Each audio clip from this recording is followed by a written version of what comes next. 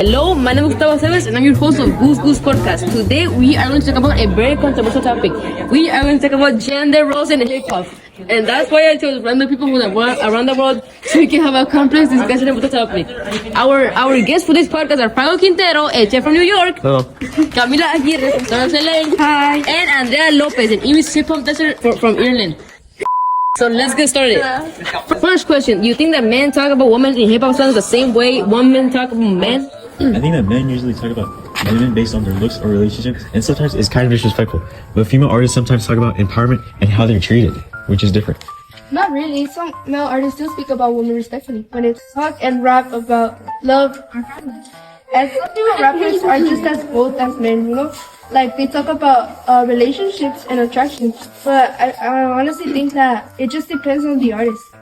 I think hip hop is full of stereotypes. A lot of male rappers focus on writing, so women get mentioned in ways that fit that image. In most rap songs, women are described as highly sexual objects whose main characteristics are their looks or how they perform in certain sexual scenarios. I think it's not just about men versus women. It's about the industry pushing certain narratives. Male and female rappers might talk differently about each other because that's what sells, not necessarily because they believe it. Second question, do you think male hip-hop artists are people we should aspire to be like?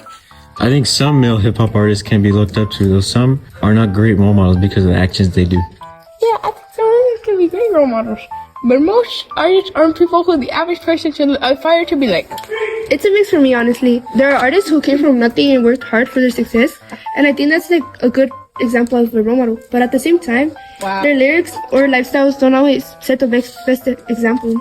I see what you're saying, but I think it depends on how we define role models. Maybe it's not fair to expect artists to be perfect role models when they are just affecting the world they grew up in.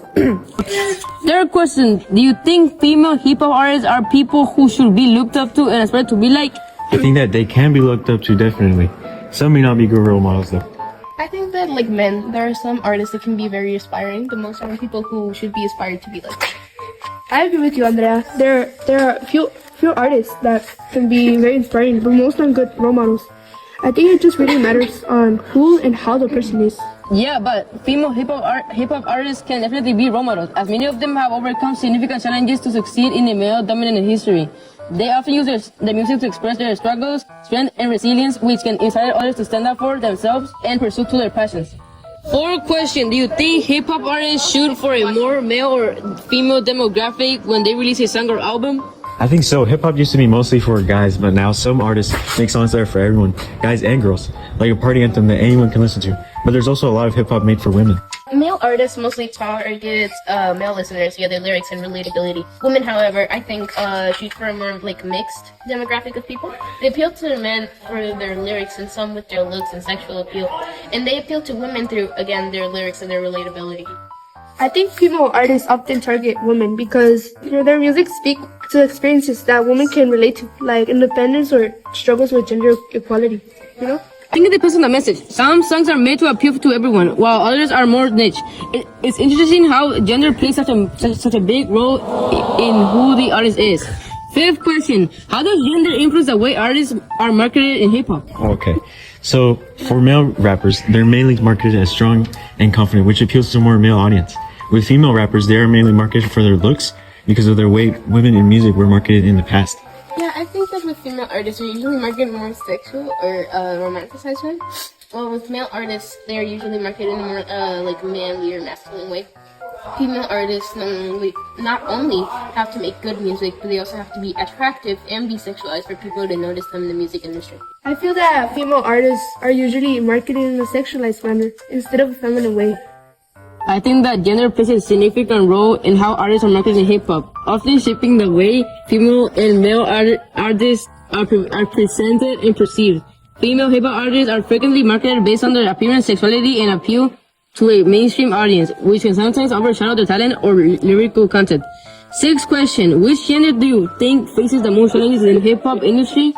What are those challenges?